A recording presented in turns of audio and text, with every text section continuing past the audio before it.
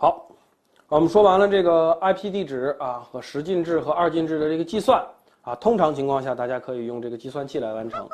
那么再往后我们来看，下边的这个关于 IP 地址子网编址的问题。首先，无子网编址啊，什么叫无子网编址呢？无子网编址其实它就是指的是使用这个标准的或者叫做自然延码。A 类地址的延码就是1个255，B 类地址的延码就是2个255，C 类地址的延码就是3个255啊。它使用这种无子网编址，就是标准的延码来完成对于网段的区分。比如说 B 类地址172.16.0.0，那么它默认标准自然延码就是255.255.0.0，2个255。啊，通常我们默认的都是这样，啊，默认的都是这样。但是这样会带来一个问题，什么问题呢？好，比如说我真的就想用这个网段，啊，我真的就想用这个网段，反正私有的嘛，大家谁都能用嘛，我就想用这个了。但是你会发现这个网络里边有多少个主机？刚才我们说过，2的16次方，然后我们要减掉2个，啊，我们要减掉2个，减掉2个就是一个全0，一个全1。减掉这2个以后，我们会发现，哎，这个网络里面还有6万多个可用，2的16次方，它是6万5千多个地址可用。如果说真的你的网络有这么大的话，你会发现这个网络你几乎没有办法去管理它，啊，6万多个地址是不太好管的，东西多了以后都不好管。那怎么办？我们就想，能不能进一步给它细分？啊，比如说一个公司如果只有10个人，那怎么都好管，对吧？如果这个公司有1万人，那你肯定没法管，那怎么办啊？其实一万人都不至于啊，就是1000人就基本上没法管了。然后怎么办？一个人管不过来，那就分部门啊，指派一些什么小领导，对吧？然后我们就去管啊。这个 PC 也好，还是 IP 地址也好，也是这样。当你的一个网络里边有几万个主机可用的时候啊，而且你确实网络里面有很多很多的主机的时候，这个时候你就会发现你根本没法管，怎么办啊？下边我们就是想进一步的将其划分成更细小的网络，那么这个东西就叫做子网，叫做带子网的编制。首先 B 类网段还是172.16.0.0，那么呢，我想把它分成什么呢？我想把它分成172.16.1.0一个部分，2.0一个部分，3.0一个部分啊，前面都一样。比如说，看这儿172.16.8点几，这个是172.16.4点几，然后呢，它们不在同一个网络里面了。注意看，4点几是一个独立的网络，而8点几是另外的一个独立网络，它们不在同一个网络里面了。那么这个就叫做子网化。为什么叫做子网化呢？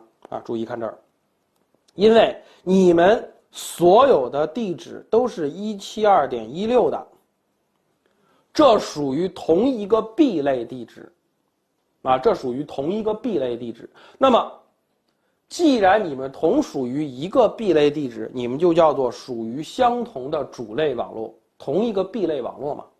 那么你们2个现在却在不同的范围之内，或者说你们2个在不同的这个东西里边啊，不同的网络里边，那么靠什么区分的？靠这个地方吧，8和4来区分的吧。你是172.16.4点几那个部分的，我是8点几这个部分的，啊，2个网络区分开了。那么这个东西主类网络已经没有办法区分了，所以我们叫做子网，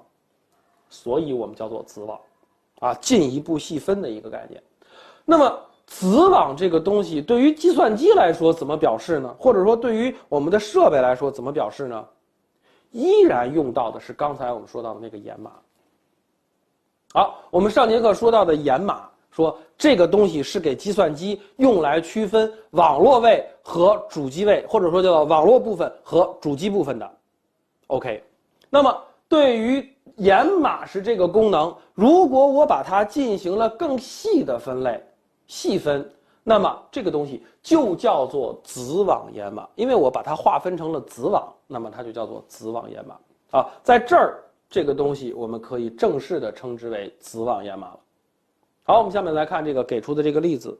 首先 ，IP 地址192.168.1.7，然后我们将每一段10进制换算成2进制啊，得到了下面这段2进制值，然后给出了一个子网延码，注意这是一个子网延码，它的延码的地址是255.255.255.240，注意，不再是3个255一个0 ，3个255一个0，对于192这种 C 类地址来说，它是标准掩码，所以说它后面给出了240，哎，这个看着就很奇怪了，我们一般看不到这样的地址的。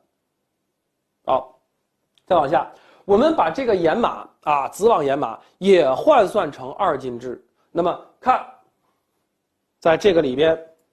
也换算成二进制，看这个里边，掩码的第一个条件必须是32个 bit。看，我们来数，8个，8个，8个，4个1，4个0，加起来也是8个位，4832个 bit 没问题。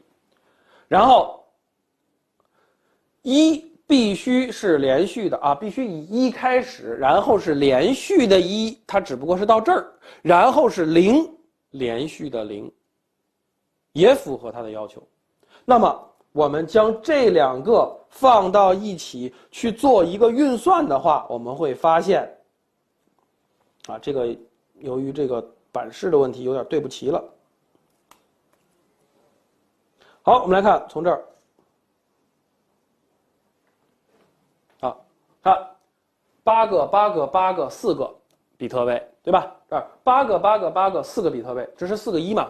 所以说前边的这么多个1所对应的这一部分叫做网络位，而后边的4个0所对应的这个部分叫做主机位。这依然是掩码的规则，1掩盖住的部分啊，或者说跟1匹配位叫做网络位，0匹配位啊，就跟掩码的0匹配的位叫做主机位。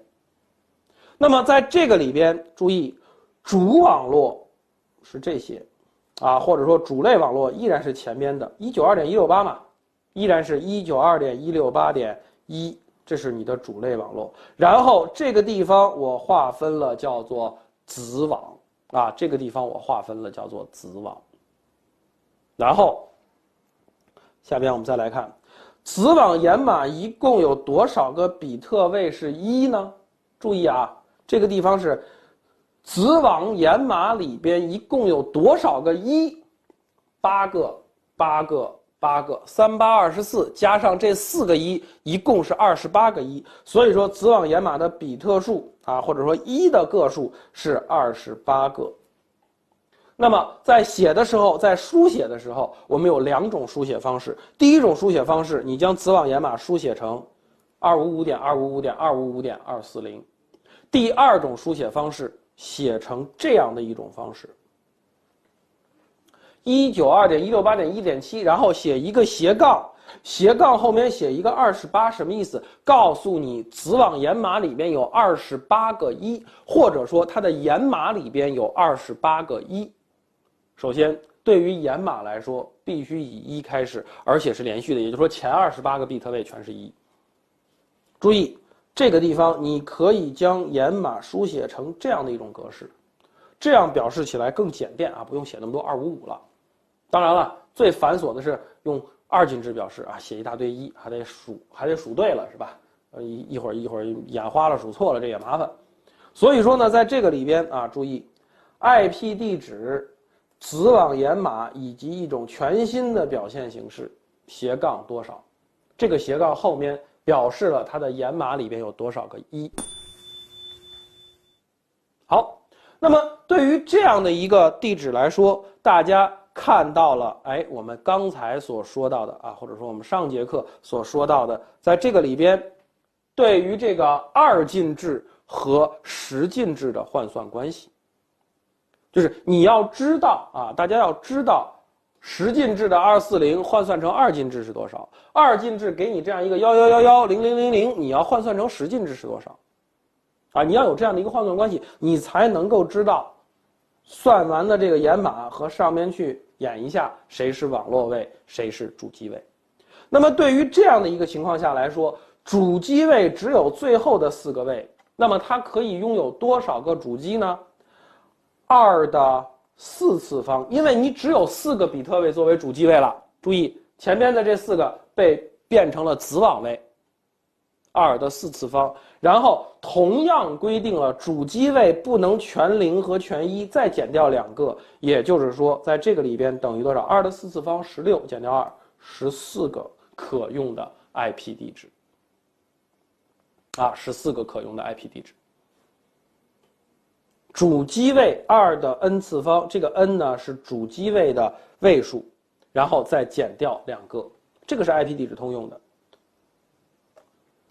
好，那下面我们来看网络地址的计算。那么给你这个图以后啊，那你说你这个地址啊属于哪个网段呢？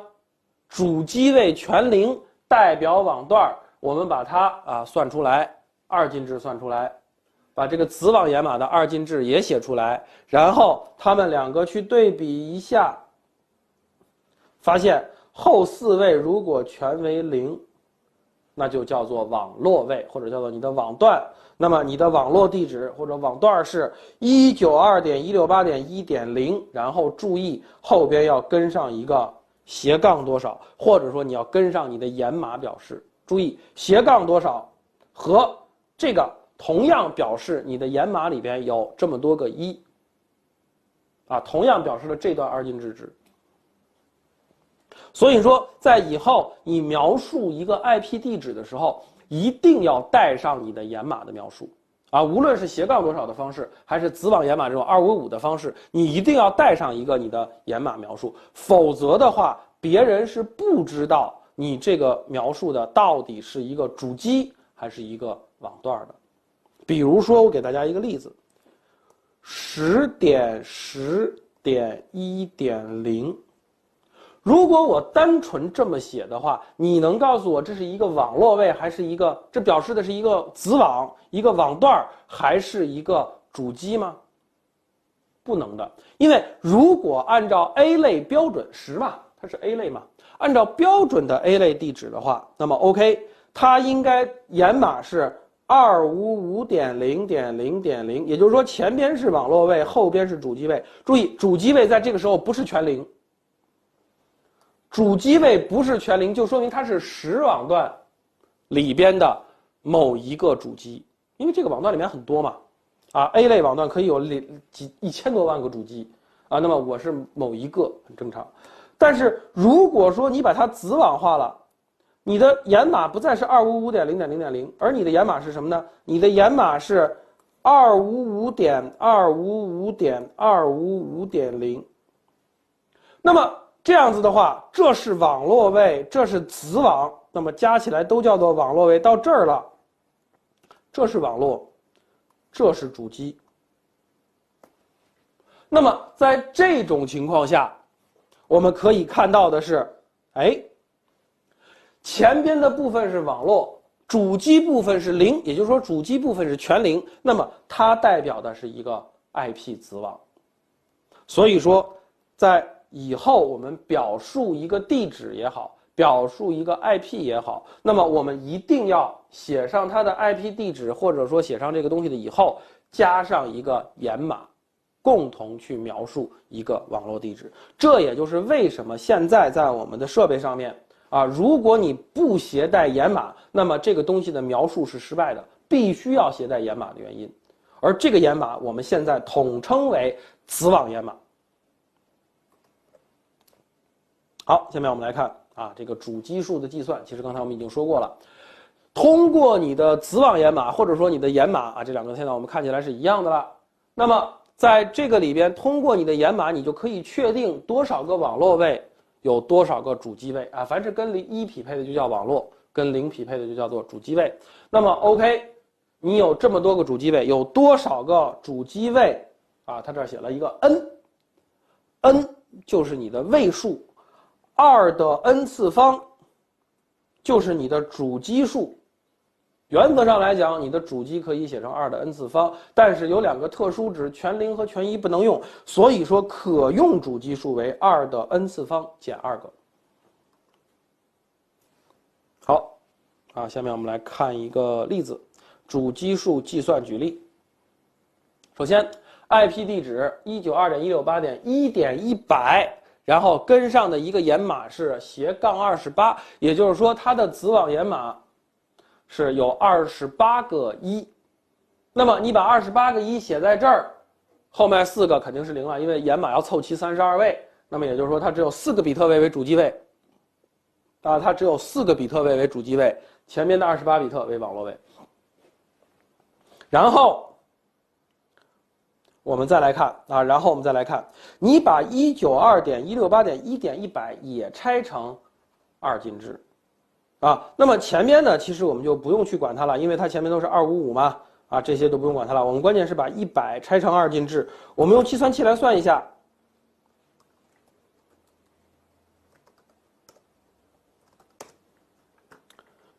100拆成2进制，1100100，哎，这是7个比特，那怎么办？要凑齐8个 bit， 前边补一个0啊。任何数值我们在不管是10进制还是16进制还是2进制，前边补0可以凑齐位数，同时不影响这个数值，对吧？所以说呢，100拆成2进制应该是01100100。好，我们来看01101000。我们再来看一下，不对，01100100，写错了，0110，然后这后4个0100。好，到这儿区分开，啊，这个值等于100。好，我们从这儿把它区分开。好，我们来看，那么在这个里边，后4位为主机位，它有多少个主机？它其实只有2的4次方减掉2个，也就是说只有14个主机位可用，啊，只有14个主机位可用，只有14个。那么它的主机位分别是什么呢？主机位全0肯定不行了，主机位必须至少是1，那么就是主机位这个地方至少是1的话，那么它这个地方就应该是0001。所以说这个网络内或者说这个子网内的第一个主机应该是01100001。那么这个值是多少呢？我们再把它换算一下啊，通过这个计算器换算一下，0110，注意看0110，然后0001等于多少？啊，这个10进制97。所以说，这个网络内的第一个主机是192.168.1.97，这是第一个主机。注意，这是第一个可用的主机，因为它必须是0001。那么最后一个可用的主机是多少呢？首先，你4个比特位不能全为1，全为1叫广播位，那么最后一位取0，那么这个值是01101110。我们再来看。2进制，我们再把这个算一下，01101110换成10进制 ，OK， 110。啊，那么最后一个主机，也就是说，这个网络内的取值范围是什么呢？这个网络内的取值范围是192.168.1.97到192.168.1.110，110，97到110刚好是14个，对吧？100到101到110是10个嘛，97到101是4个嘛，所以说刚好是110个，刚好是14个地址。啊，这就是验证了我们这个14个可用主机位。注意，96和111这2个地址，在这样的一个掩码的过程中是不能被使用的。好了，这个呢是需要大家通过计算来完成的。啊，这个后面我们会有一个练习，让大家去练习这种，对于 IP 地址甚至于是子网地址的一个计算过程。好了，那我们先休息一下。